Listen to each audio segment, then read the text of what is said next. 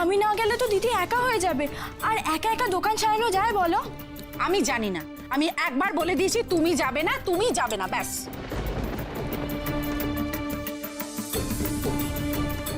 রাধা তো একা যাবে না, আমি রাধার সঙ্গে যাব। আপনি আমার সঙ্গে থাকবেন তো গোমরামুখ? সত্যি থাকবেন তো? তবে সেটা শুধু আজ নাকি সারা জীবনের জন্য? সাইবার সেলে আমার ড্যাডের একজন পরিচিত অফিসার কাজ করে। তার সোর্সে আমি জানতে পারি যে মেলটা সিঙ্গাপুর থেকে নয়, কাটোয়ার একটা সাইবার ক্যাফে থেকে এসছে। হোয়াট? রাধা তো আমার সহ্যের সমস্ত সীমা ছাড়িয়ে গেছে দেখছি। এবার ওকে শাস্তি দেওয়ার সময় এসেছে। এই চিঠিটা কুরিয়ার করতে হবে বর্ধমানের কাটোয়ায়।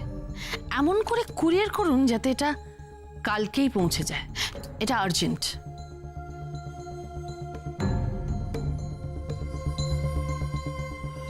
কালকের মধ্যে তো পৌঁছানো এটা সম্ভব হবে না। মানে কালকের মধ্যে পৌঁছানো সম্ভব হবে না কেন? আমি বেশি টাকা দিচ্ছি। সব কিছু তো একটা নিয়ম আছে ম্যাডাম। আচ্ছা, পয়লা বৈশাখের আগেই কিন্তু পৌঁছতে হবে। পয়লা বৈশাখের আগে এই চিঠিটা আমরা পৌঁছে দেবো, এটা গ্যারেন্টি। আর আমারও গ্যারেন্টি রইল, এই চিঠি দুলাল বেরার বাড়িতে পৌঁছতে না পৌঁছতে ওর চৌকাঠে কাল বৈশাখী আছড়ে পড়বে, আর সেই ঝড়ে রাধার জীবন একেবারে তছনছ হয়ে যাবে।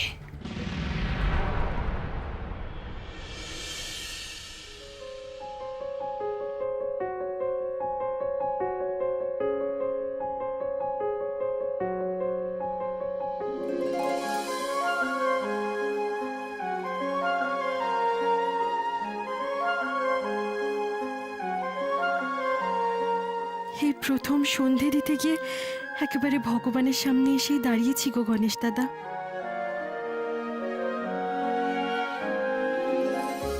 রাধা, কি হলো? কিছু না, আপনি যান না, গিয়ে বসুন, আমি সন্ধে দিয়ে আপনার টিফিনটা করে দেবো। বাবা, কেন রে রাধা? হ্যাঁ, তোকে কেন টিফিন বানাতে হবে আমার জামাইয়ের জন্য? এমন ভাব করছিস যেন আমি মোটে সেবা যত্ন করছি না। দুদিনের জন্য কৃষ বাবা আমার বাড়িতে বেড়াতে এসেছে, ওর জন্য যা কিছু করার তো আমি করব, দরকার হলে পতর ভাঙবো। না, চা খা। হ্যাঁ, আরে কি মুড়ি মাখা নিয়ে আয়। এ না মা, না মুড়ি মুড়ি? মুড়ি দেখো, সব কিছু দিয়ে চানাচুর আছে, ছোলা আছে, বাদাম আছে, লঙ্কা আছে, তেল আছে, সব দিয়ে মাখিয়ে এনেছি। মুড়ি? মুড়ি খুব ভালো লাগবে। এক গাল করে মুড়ি মুখে দেবে, একটু করে চা খাবে, যা ভালো লাগবে না। আমি তো এর আগে কোনোদিনও মুড়ি খাইনি। আর এই এক গাল মুড়ি মানেটা কি? আমাকে একটা স্পুন দেবেন? আপনাকে আর কষ্ট করে স্পুন দিয়ে মুড়ি খেতে হবে না মা, উনি মুড়ি খান না। আমি আপনার জন্য এক্ষুনি সুজির খিচুড়ি বানিয়ে দিচ্ছি, দাঁড়ান। না না, আই উইল ম্যানেজ। আপনার মুড়ি খেতে খুব কষ্ট হবে আমি জানি, শুধু শুধু জোর করে আপনাকে কোনো কিছু করতে হবে না। আপনি আমাকে 10-15 মিনিট সময় দিন, আমি এক্ষুনি আপনার জন্য টিফিন বানিয়ে আনছি। ব্যাস, ভালো হয়েছে তাহলে। কৃষ্ণা, চল না আমরা ছাদে যাই, ভালো গোলাপ ফুটেছে। চলো, আমি তোমাকে দেখিয়ে আনি। এই সবেতে বাড়াবাড়ি, এই রাতের বেলা আবার ছাদে যাওয়ার কি আছে রে? কেন মা, দেখিয়ে আনি না। তুমি সব কথা কেন বলো তো বাধা দাও? চলো তো কৃষ্ণা। ডোন্ট ওয়ারি আন্টি, আমি আছি তো। হ্যাঁ হ্যাঁ, ঠিক আছে।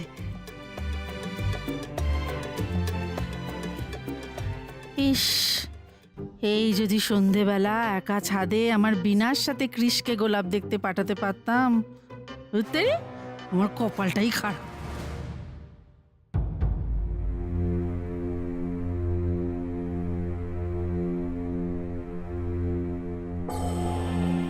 রাধা,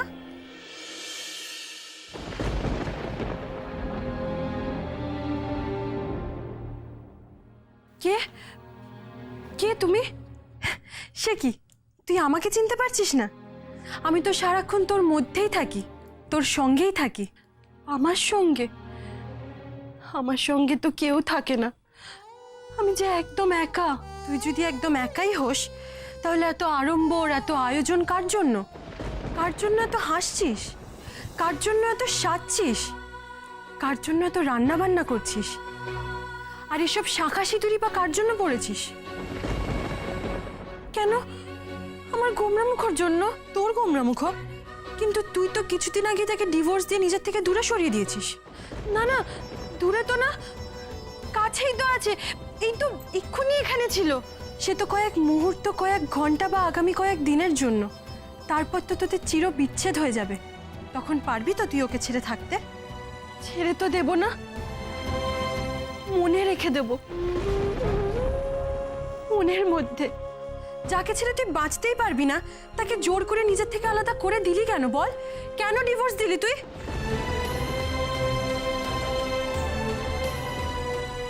কি করব? আমি যে হেডমিস্ট্রেসকে কথা দিয়েছিলাম তোমরা মুখ সুস্থ হয়ে উঠলে আমি ওনাকে ছেড়ে চলে যাব। আর বাবা আমাকে ছোটবেলা থেকে শিখিয়েছে কখনো কথার খেলাপ করতে না। আর মনের খেলাপ? নিজের মন যা চাইছে তার খেলাপ করে তুই ভালো থাকতে পারবি তো? নিজের ভালোবাসার মানুষকে দূরে ঠেলে দিয়ে তুই সারা জীবন একা থাকতে পারবি তো? যখন চারপাশের সব আলো নিভে যাবে তখন তুলসী তলে একটা প্রদীপের মতো জ্বলে থাকতে পারবি তো? বল, পারবি তো? কোথায় কোথায় গেলে? কোথায় গেলে? তুমি আমাকে কোন বাস্তবের মুখোমুখি একা দাঁড় করিয়ে চলে গেলে বলো তো? গণেশ দাদা, আমি কি কুমড়া মুখোকে ছাড়া একা বাঁচতে পারবো? পারবো না, পারবো না, আমি পারবো না আমি থাকতে।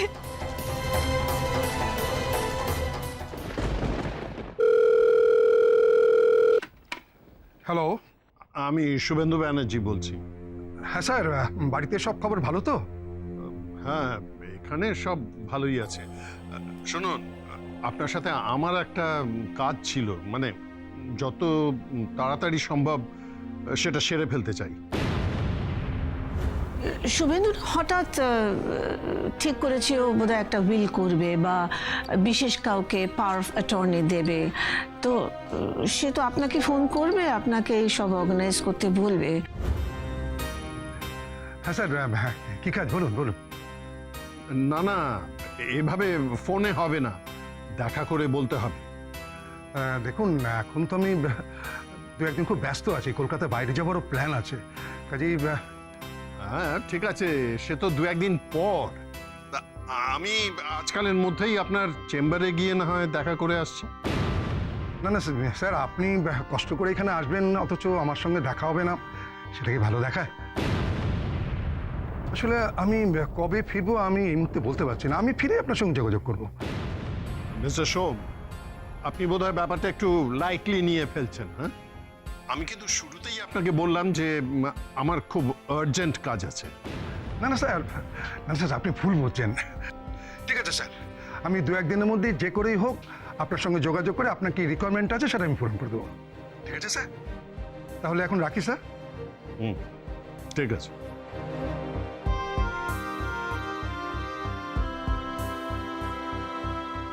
তাহলে মিসেস ব্যানার্জির আশঙ্কাটাই ঠিক। আর্জেন্ট কাজ মানে মিস্টার ব্যানার্জি উইল টুইল করতে চাইছেন। ম্যাডামকে তাহলে ফোন করে জানাই ব্যাপারটা। মম, আমি রাধাকে নিয়ে সিঙ্গাপুর যাচ্ছ? আরে পাসপোর্ট কোনো প্রবলেম নাকি? আমার যে কন্ট্যাক্টস আছে তাতে পাসপোর্ট খুব ইজিলি পেয়ে যাব। তখন জানো তো দিব্যেন্দু আঙ্কেল একটা গেস করলো, আমাকে বললো যে কৃষ আর রাধা কাটোয়া চলে যায়নি তো। ক্রিস একটা মেলের উত্তর দিয়ে দায় সেরে ফেললো। এখনো সময় হলো না একটা ফোন করবে? হ্যাঁ, কি প্রয়োজনই বোধ করেনি নাকি কিছু লুকোবার চেষ্টা করছে বলে আমাকে অ্যাভয়েড করছে? তোমার লাস্ট গেস্টটাই না ঠিক আন্টি।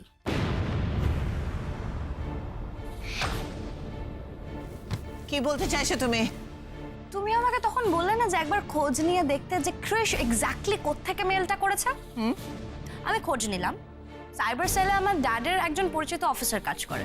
তার সোর্সে আমি জানতে পারি যে মেলটা সিঙ্গাপুর থেকে নয়, কাটোয়ার একটা সাইবার ক্যাফে থেকে এসছে।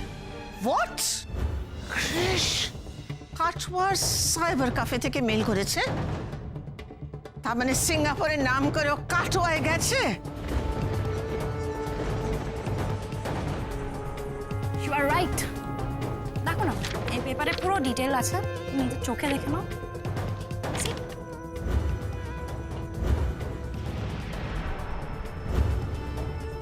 এবার তুমি বুঝতে পারছো তো আন্টি, রাধা মেয়েটা কতটা ক্লেভার,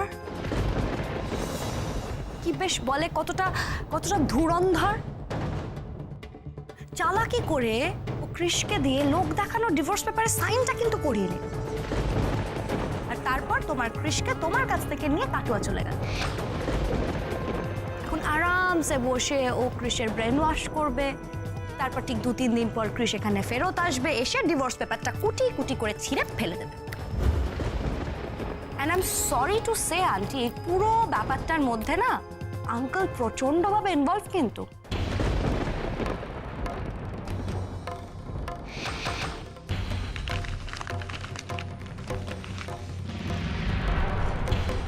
রাধা তো আমার সহ্যের সমস্ত সীমা ছাড়িয়ে গেছে দেখছি। এবার ওকে শাস্তি দেওয়ার সময় এসেছে। শাস্তি।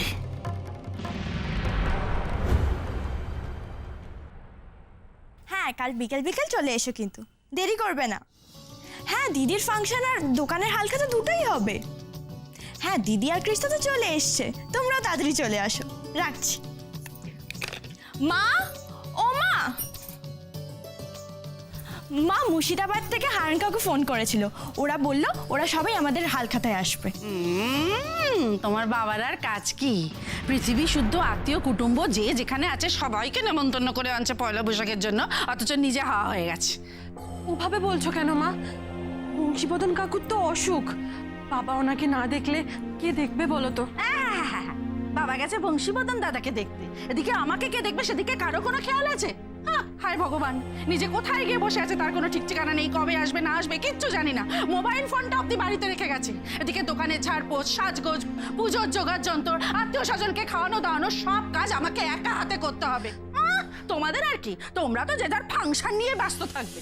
এ মা, না না, ছি ছি, আমি থাকতে তুমি কেন এসব করবে মা? আমি বরং আজ রাত্রির মধ্যেই দোকানটা ভালো করে ঝাড়পোছ করে গোছগাছ করে রেখে দিয়ে আসবো, আর কাল সকালবেলায় পুজোর জোগাড় করে নেবো, আর ফাংশন তো বিকেলবেলা। হ্যাঁ দিদি, আমিও তোর সাথে যাই, দুজন মিলে দোকানটা সাজিয়ে নেবো সারা রাত জেগে, আর বাবা সকালবেলা এসে দেখলে তাক লেগে যাবে। আচ্ছা, ওইটাই বাকি আছে। মাঝরাত্রে তুই ধিঙি মেয়ে যাবে হাটের মাঝে দোকান সাজাতে।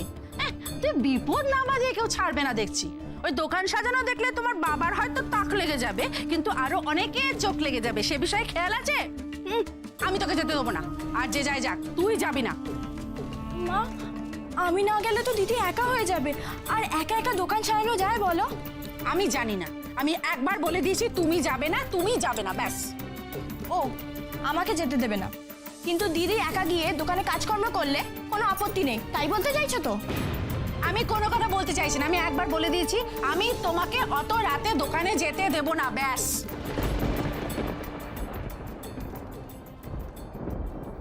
রাধা তো একা যাবে না, আমি রাধার সঙ্গে যাব। আপনি টেনশন করবেন না, আমি রাধার সঙ্গেই থাকবো।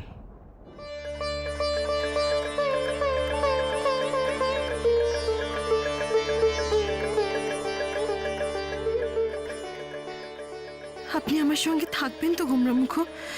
সত্যি থাকবেন তো? তবে সেটা শুধু আজ নাকি সারা জীবনের জন্য?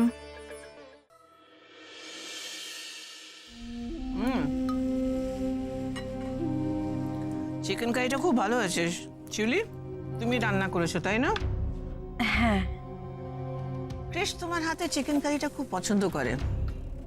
সিঙ্গাপুর থেকে ফিরলে ওর জন্য আরেকদিন বানিও।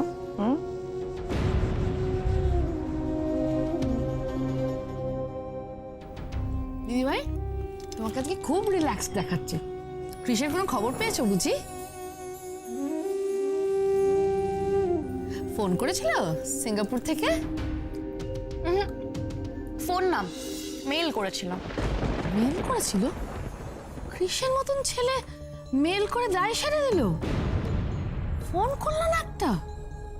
না না না না, কৃষ এটা একদম ঠিক কাজ করেনি। আচ্ছা, ও তো জানে যে ওর মম ওর বেস্ট ফ্রেন্ড, কত টেনশন করে ওর জন্যে। কি জানি বাবা, হয়তো ফোন করতে চেয়েছিল, রাধারানী বাগড়া দিয়ে দিয়েছে। Oh come on Ramala, leave it. ওরা বেচারা বিজি আছে, কাজের মধ্যে আছে, ফোন করেনি। আর ওরা যে ভালো আছে এইটুকু জানতে পারলেই তো আমরা খুশি। ফোন করলো বা মেল করলো, it doesn't matter at all. আজ শোভার মুডটা একটু ভালো বলে মনে হচ্ছে। এই বেলা দুলালের বাড়ি হালখাতায় নেমন্তন্ন যাওয়ার কথাটা বলবো? না না, আমি কি ভাবছি, শোভা ওখানে রাধাকৃষ্ণকে দেখলে তো সাংঘাতিক রিয়াক্ট করবে। হয়তো ডিভোর্স হয়ে গেছে এই সমস্ত বলে রাধাকে আর কলকাতা ফিরতেই দেবে না। না না, থাক, ওরা দুজনেই ভালোই ভালোই ঘুরে আসুক। দাদা, বলছিলাম কি, কালকে তো পয়লা বৈশাখ, তো আমাদের এসবি প্লাজায় একটা পুজো হলে হয় না? সেটা আমারও মনে হয়েছিল বিলক্ষণ হওয়া উচিত, কিন্তু রাধাকৃষ্ণ নেই, তাই। ও মা, ওরা নেই তো কি হয়েছে, আমি তো আছি। আমি দায়িত্ব নিয়ে মলে বেশ ধুমধাম করে লক্ষ্মী গণেশের পুজো করব। আর ভগবানের আশীর্বাদে আপনার ব্যবসায় দেখবেন তত্তর করে উন্নতি হবে। হ্যাঁ, রমলা যখন দায়িত্ব নিয়ে পুজো করতে চাইছে, ক্ষতি কি? করুক, আচ্ছা আচ্ছা, আমি খেয়ে দিয়ে ফর্দ করে নিয়ে আসছি। আপনি শুধু বাজার খরচটা আমার হাতে দিয়ে দেবেন, তাহলেই হবে। মানে যার নামে ব্যবসা তাকেই পুজোর খরচটা দিতে হয়, সেটাই পুজোর নিয়ম। এসবি প্লাজায় পুজো হবে আর রাধারানী বস্ত্রালয় হবে গোষ্ঠীর ষষ্ঠী পুজো। হ্যাঁ, নিজেদের ব্যবসায়িক প্রতিষ্ঠানে পুজো হলে তো খুব ভালোই লাগবে। আর মেজদি, তুমি একা কেন কাজ করতে যাবে? আমি আছি, ভারতী আছে, আমরা দুজনে হাতে হাতে তোমার কাজ করে দেবো।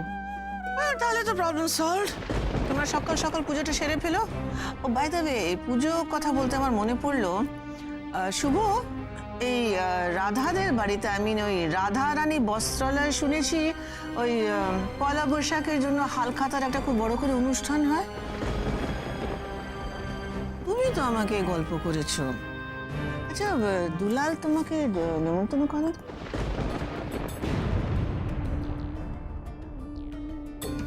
না না, মানে বলেছে বটে, তা জানে তো আমরা ব্যস্ত থাকি। আর তো দূরে একটা হালখাতার অনুষ্ঠান অ্যাটেন্ড করার জন্য যাওয়া তো একটা ঝক্কি। আরে ঝুঁকির কি আছে? সকাল সকাল আমরা মলের পুজো সেরে দুটো গাড়ি করে চলে যাবো কাটোয়া। কাটোয়া যেতে কতক্ষণ আর লাগে? সবাই মিলে বেশ রাধারানী বস্ত্রালয়ের ওই হালখাতার অনুষ্ঠানটা দেখে আসবো। ও নো, আমি যে ভয়টা করলাম ঠিক সেটাই হলো। শোভাকে কাটোয়া নিয়ে গেলে তো ডিজাস্টার হয়ে যাবে। হ্যাঁ দাদা ভাই, দিদি ভাই কিন্তু ঠিক কথাই বলছে। দেখুন, কৃষ আর রাধা যতই ডিভোর্স পেপারে সই করে দিক, ওদের ডিভোর্সটা তো আমরা সত্যিকারের ডিভোর্স বলে মনেই করি না। আর দুলালদার সাথে আপনার বা আমাদের সম্পর্ক তো এতদিনে খারাপ হয়নি, একই রকম আছে। তাছাড়া দুলালদার বাড়িতে বা দুলালদা কেউ তো এখনো ওই ডিভোর্সের কথা জানে না। তাহলে তো আমাদের ওখানে যেতে কোনো অসুবিধা নেই, আর আমরা গেলে ওদেরও খুব ভালো লাগবে। শিউলি আন্টি কিন্তু ঠিক কথা বলেছে। মানে আমরা সবাই মিলে গিয়ে কিন্তু ওদেরকে একটা ভালো সারপ্রাইজ দিতে পারি, বলো আঙ্কেল?